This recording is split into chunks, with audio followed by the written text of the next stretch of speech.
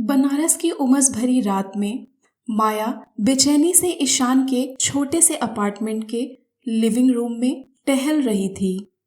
नीली डायरी के पन्नों पर लिखे भयावह सच ने उनके दिलों में गहरा सदमा और चिंता भर दी थी।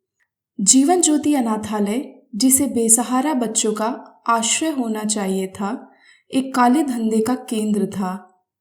ईशान बालकनी से लौटकर आया। उसके चेहरे पर भी गहरी सोच की लकीरें थीं। इस मामले की गंभीरता को समझते हुए वे रिया का इंतजार कर रहे थे ताकि आगे की रणनीति पर विचार किया जा सके। 10 साल पहले 5 मासूम बच्चों का गुम हो जाना कोई हादसा नहीं था, बल्कि एक सोची समझी साजिश थी। उनके अंगों को निकालकर मोटी रकम में बेच दिया गया था। इस घिनौने अपराध में अनाथालय का मैनेजर राघव और प्रिंसिपल मिस्टर वर्मा की संभावित संलिप्तता थी। साथ ही पुलिस इंस्पेक्टर त्रिपाठी का भ्रष्ट चेहरा उनके विश्वास की नींव को हिला गया था। मिस्टर गुप्ता की पत्नी शालिनी इस सच्चाई को उजागर करने की कीमत अपनी जान देकर चुका चुकी थीं। हमें क्या करना चाहिए ईशान? माया ने पूछा। उसकी आवाज में अनिश्चितता थी। क्या हमें रिया को इस बारे में बताना चाहिए? ईशान बालकनी की रेलिंग पर झुका, नीचे शांत सड़क को देखता रहा। रिया उत्साही है और मदद करना चाहती है, यह सच है, लेकिन वह रुक गया। उसके चेहरे पर संदेह की गहरी छाया थी। क्या हम पूरी तरह से उस पर भरोसा कर सकते हैं? हम नहीं जानते हैं कि यह रैकेट कितना गहरा है, किन लोगों तक इसकी पहुंच है। माया की भौहें सिकुड़ गईं। तुम्हारा क्या मतलब है? रिया तो हमेशा दूसरों की मदद के लिए आगे रहती है। मैं जानता हूं, ईशान ने कहा। उसकी नज़र अब माया पर थी। लेकिन सोचो, यह सब इतने सालों से चल रहा है। अगर यह सच में एक बड़ा नेक्सस है, तो क्या यह संभव नहीं कि रिया भी अनजाने में या जानबूझकर इसका हिस्सा हो सकती है? शायद वह किसी ऐसे व्यक्ति के संपर्क में हो जिस पर हमें शक नहीं है। उनके बीच एक लंबी चुप्पी छा गई। शक का एक ठंडा साया उनके भरोसे के रिश्ते पर भी मंडराने लगा था।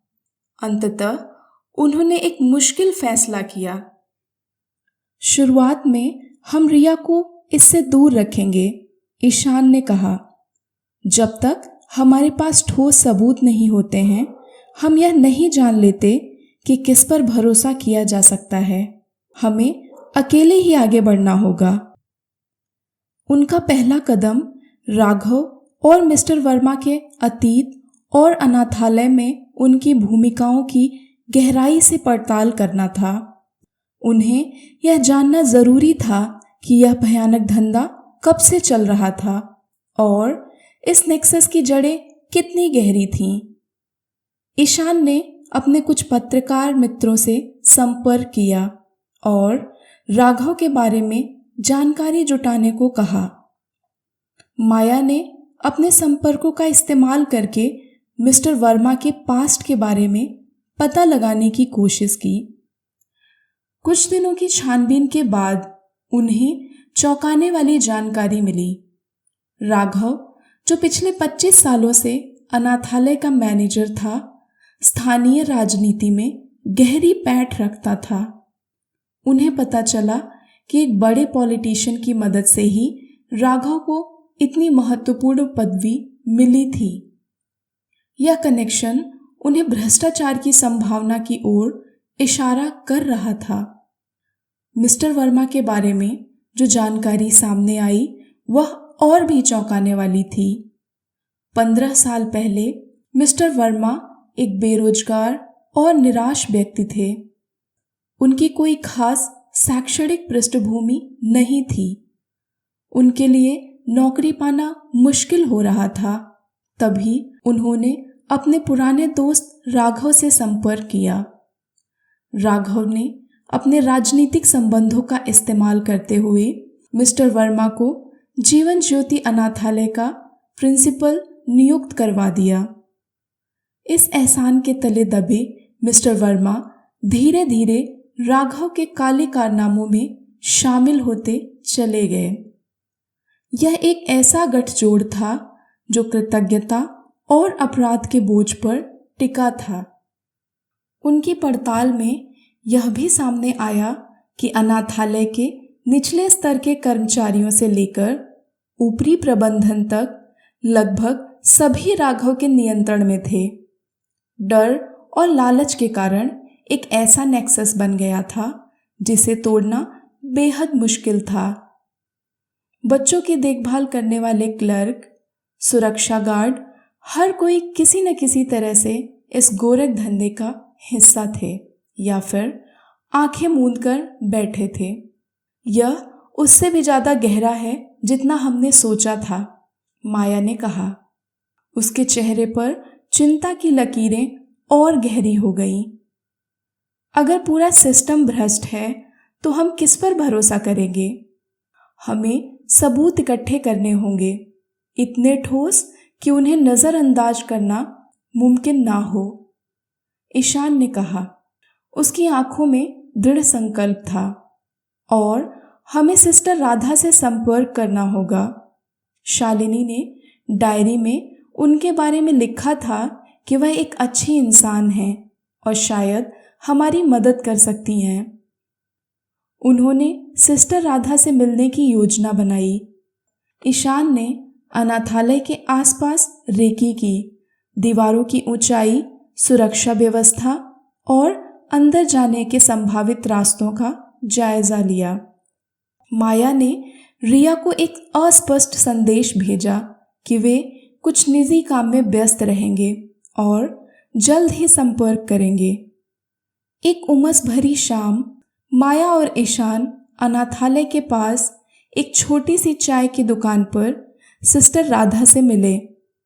सिस्टर राधा शुरू में बहुत डरी हुई थीं और किसी भी तरह की मदद करने से इनकार कर रही थीं।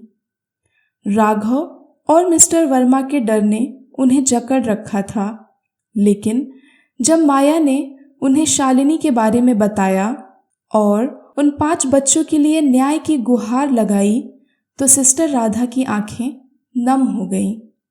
उन्होंने दबी आवाज में अनाथालय के अंदर के भयानक माहौल और बच्चों के डर के बारे में बताया। उन्होंने राघव के क्रूर स्वभाव और मिस्टर वर्मा की बढ़ती हुई चुप्पी का भी जिक्र किया। सिस्टर राधा ने उन्हें पुराने ऑफिस तक पहुंचने का गुप्त रास्ता बताया, रसोई के पीछे की एक टूटी हुई खिड़की, और यह भी बताया कि राघव रात के किस पहर में अक्सर अपने कमरे में सो जाता है। उन्होंने उन्हें अनाथालय का एक पुराना नक्शा भी दिया जिस पर पुराने ऑफिस और लॉकर का स्थान चिन्हित था। उनकी मदद से माया और ईशान के लिए अपना अगला कदम उठाना आसान हो गया। उस रात जब शहर गहरी नींद में डूबा हुआ था, माया और ईशान अनाथालय की पिछली दीवार के पास खड़े थे। चांद बादलों की ओट में छिपा हुआ था, जिससे माहौल और भी रहस्यमय और डरावना लग रहा था।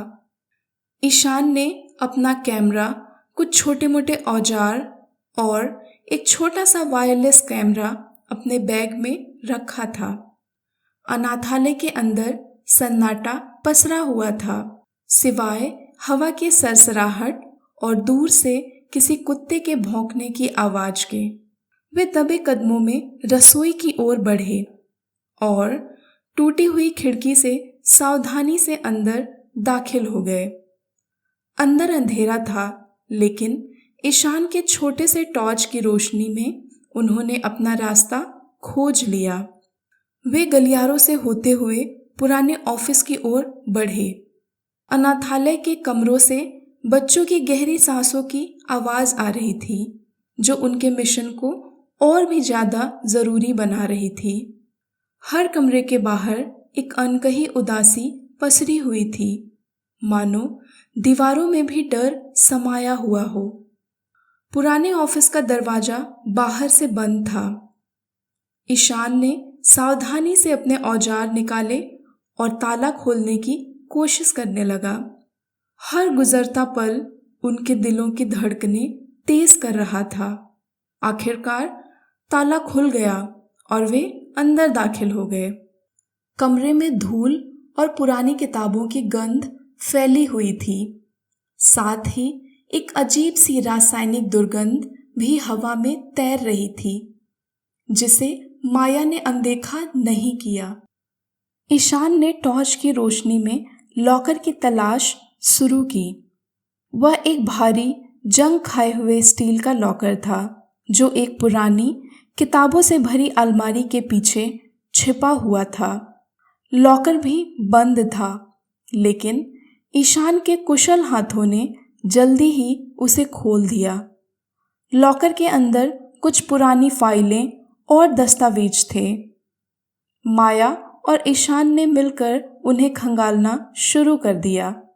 उन्हें गायब हुए बच्चों के मेडिकल रिकॉर्ड्स मिले, जिनमें उनके शारीरिक परीक्षणों का विस्तृत वर्णन था। उन्हें कुछ हस्ताक्षरित कागजात भी मिले, जो अंगों के व्यापार से संबंधित लग रहे थे, जिनमें भारी रकमों का लेन देन दर्ज था। सबसे महत्वपूर्ण खोज एक गुप्त खाता बही थी, जो एक मोटी चमड़े की जिल्द वाली डायरी थी, जिसमें कोड में कुछ नाम और तारीखें लिखी हुई थीं और उनके आगे बड़ी मात्रा में पैसे का लेन देन दर्ज था। यह खाता बही उस भयानक धंधे का कच्चा चिट्ठा थी। ईशान ने उस खाता बही और अन्य महत्वपूर्ण दस्तावेजों की तस्वीरें अपने कैमरे में और उस छोटे वायरलेस कैमरे से ले ली, जिसे उन्होंने कमरे में छिपा दिया था, एक ऐसी जगह पर जहां से पूरे कमरे की गतिविधि रिकॉर्ड हो सके। तभी उन्हें नीचे से भारी कदमों की आवाज सुनाई दी। राघव और उसके कुछ गुर्गे अनाथालय में घूम रहे थे। उनकी आवाजें दबी हुई लेकिन खतरनाक लग रही थीं। उन्हें तुरंत छिपना होगा। वे जल्दी से ऑफिस के पीछे एक बड़ी धूल से सनी मेज के नीचे छिप गए। उनके दिल जोर जोर से धड़क रहे थे। सिस्टर राधा राघव और उसके आदमियों को उस समय अनाथालय में देखकर डर गई। उसे याद आया कि आज तो ईशान और माया आने वाले थे। उसने समय देखा। समय के हिसाब से दोनों अंदर ही होने चाहिए। उसने रसोई में जाकर इसकी पुष्टि की। उसे लगा कि ईशान और माया गहरे संकट में फंस गए हैं, तो उसने रिया को फोन करके सारी बातें बता दी। कमरे का दरवाजा खुला और राघव अपने 2 आदमियों के साथ अंदर दाखिल हुआ। उनकी आवाजें गुस्से और बेचैनी से भरी हुई थीं। राघव के चेहरे पर एक अजीब सी घबराहट थी, जिसे माया ने भांप लिया। मुझे वह खाता बही चाहिए, राघव फुफकार रहा था। मुझे वह देखनी है कि वह सुरक्षित जगह पर रखी है या नहीं। प्रिंसिपल ने कहा कि उसने उसे लॉकर में रखा है। राघव बोला, मुझे अभी लाकर दिखाओ। माया और ईशान अपनी सांसें रोके मेज के नीचे छिपे रहे। प्रिंसिपल धीरे धीरे अलमारी की ओर बढ़ा। उसका हाथ अलमारी के किनारे पर मंडरा रहा था। ईशान ने माया की ओर देखा। उसकी आंखों में एक सवाल था, क्या वे पकड़े जाएंगे? तभी एक जोर का धमाका सुनाई दिया नीचे के हॉल से। राघव और उसके आदमी चौंक गए और तुरंत कमरे से बाहर निकल गए, यह जानने के लिए कि क्या हुआ था। माया और ईशान ने फुर्ती से मेज के नीचे से निकलकर दरवाजे की ओर भागे, लेकिन इससे पहले कि वे बाहर निकल पाते, राघव और उसके आदमी वापस लौट आए। उनके चेहरे पर गुस्से और सतर्कता का मिश्रण था। धमाका शायद किसी बच्चे ने गलती से किया था, लेकिन इसने राघव को सतर्क कर दिया था। तुम दोनों? राघव दहाड़ा। उसकी आंखें गुस्से से लाल थीं। उसने प्रिंसिपल से पूछा, ये दोनों कौन हैं और ये यहाँ क्या कर रहे हैं? प्रिंसिपल ने असमंजस्य के साथ बताया, ये तो ईशान और माया हैं। ये लोग कई दिन से अनाथालय के कामों में हाथ बटाने यहाँ आ रहे हैं। पर अभी ये यहाँ क्यों हैं? प्रिंसिपल ने उन दोनों से पूछा, तुम दोनों इस समय यहाँ क्या कर रहे हो और गार्ड ने तुम्हें अंदर कैसे आने दिया? इससे पहले कि माया या ईशान कुछ जवाब दे पाते, राघव ने अपने आदमियों को इशारा किया। वे तेजी से आगे बढ़े। ईशान ने माया को पीछे धकेला और खुद आगे बढ़कर एक आदमी को धक्का दिया। हाथापाई शुरू हो गई। ईशान, जो माया से ज्यादा मजबूत था, ने एक आदमी को पकड़कर दीवार से टकरा दिया। माया ने कमरे में रखा एक भारी फूलदान उठाया और दूसरे आदमी की ओर फेंक दिया। फूलदान उसके कंधों से टकराया और वह दर्द से कराह उठा। लेकिन राघव और उसके आदमी संख्या में ज्यादा थे और वे लड़ने के लिए तैयार थे। राघव ने ईशान पर एक जोरदार घूंसा मारा जो उसके जबड़े पर लगा और वह लड़खड़ा गया। माया ने राघव पर हमला करने की कोशिश की, लेकिन उसने उसे पकड़कर एक तरफ फेंक दिया। माया दीवार से टकरा गई और नीचे गिर गई। ईशान ने खुद को संभाला और फिर से लड़ने की कोशिश की, लेकिन राघव और उसके आदमियों ने उसे घेर लिया। वे उस पर घूंसों और लातों की बरसात करने लगे। ईशान दर्द से कराह रहा था, लेकिन उसने हार नहीं मानी और पलटवार करने की कोशिश करता रहा। कमरे में चीख पुकार और हाथापाई की आवाजें गूंज रही थीं। वायरलेस कैमरा जिसे ईशान ने छिपाया था, यह सब रिकॉर्ड कर रहा था। अचानक नीचे के हॉल से एक और जोर का शोर सुनाई दिया। इस बार सायरन की आवाजें थीं। पुलिस आ गई थी। राघव और उसके आदमी चौंक गए और उनकी पकड़ ईशान पर ढीली पड़ गई। ईशान ने इस मौके का फायदा उठाया और एक आदमी को धक्का देकर खुद को छुड़ा लिया। माया, जो अभी भी थोड़ा लड़खड़ा रही थी, उठी और ईशान का हाथ पकड़ लिया। चलो यहाँ से, ईशान ने कहा। उसकी आवाज में दर्द और राहत का मिश्रण था। वे दरवाजे की ओर भागे, लेकिन राघव और उसके आदमी अभी भी उनका पीछा कर रहे थे। तभी पुलिस अधिकारी कमरे में दाखिल हुए और राघव और उसके आदमियों को घेर लिया।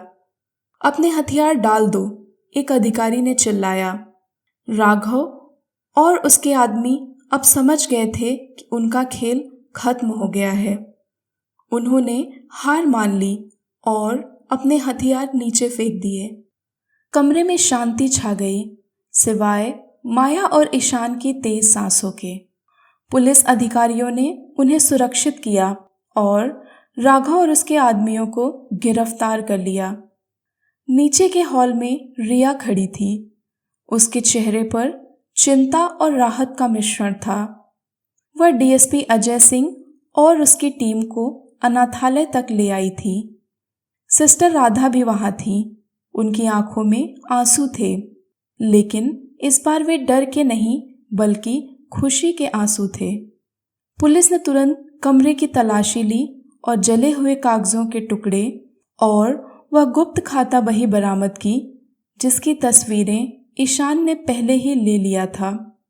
माया ने पुलिस अधिकारियों को मिस्टर गुप्ता की पत्नी की डायरी के बारे में बताया, जिसमें इस पूरे षड्यंत्र का खुलासा किया गया था।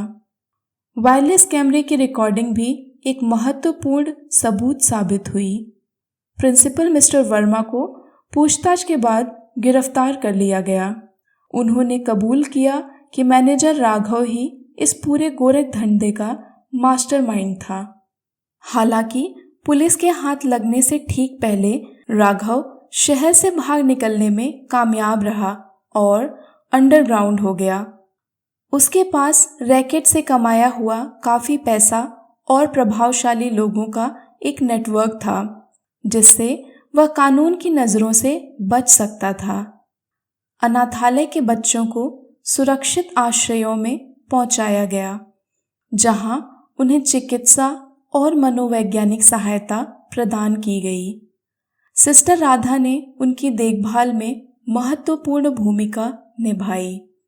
मिस्टर गुप्ता को अपनी पत्नी के बलिदान का आंशिक न्याय मिला, लेकिन राघव के फरार होने की खबर ने उनके मन में एक अनिश्चितता पैदा कर दी। ईशान, माया और रिया ने एक साथ बैठकर इस घटनाक्रम पर विचार किया। उन्होंने एक खतरनाक रैकेट का पर्दाफाश किया था, लेकिन सरगना अभी भी आजाद था। वह भाग कैसे सकता है? रिया ने निराशा से कहा। क्या पुलिस उसे नहीं ढूंढ पाएगी? राघव जानता है कि वह क्या कर रहा है, ईशान ने चिंता व्यक्त की। उसके पास छिपने के ठिकाने और मदद करने वाले लोग होंगे। यह आसान नहीं होने वाला, लेकिन उसे पकड़ना होगा, माया ने दृढ़ता से कहा। उन बच्चों के लिए और शालिनी के लिए। उन्होंने एक दूसरे की ओर देखा। उनके चेहरों पर एक साझा संकल्प था। उन्होंने एक बुराई के खिलाफ लड़ाई जीती थी, लेकिन उस बुराई का मुखिया अभी भी फरार था और वे जानते थे कि उनकी यात्रा अभी खत्म नहीं हुई थी। राघव का अंडरग्राउंड होना उनकी कहानी का अंत नहीं था, बल्कि एक नए और अधिक चुनौतीपूर्ण अध्याय की शुरुआत थी। सरगना को ढूंढने और न्याय को पूरा करने का संकल्प। अब उनके सामने एक बड़ी नैतिक दुविधा थी। क्या उन्हें इस भयानक सच्चाई को पुलिस के सामने लाना चाहिए, भले ही इसका मतलब खतरा मोल लेना हो, या उन्हें चुप रहना चाहिए, जैसे मिस्टर गुप्ता ने अपने परिवार को बचाने के लिए किया था? और इस सब में मिस्टर वर्मा की क्या भूमिका थी, जो इतने लंबे समय से प्रिंसिपल थे और जिनके बारे में सिस्टर कुसुम इतनी अच्छी बातें बता रही थीं? क्या वह सचमुच अनजान थे, या वह भी इस भयानक षड्यंत्र का हिस्सा थे? मैनेजर, जो इतने सालों से अनाथालय का प्रबंधन देख रहा था, निश्चित रूप से इस सब में शामिल था, लेकिन उसकी पहुंच कहां तक थी?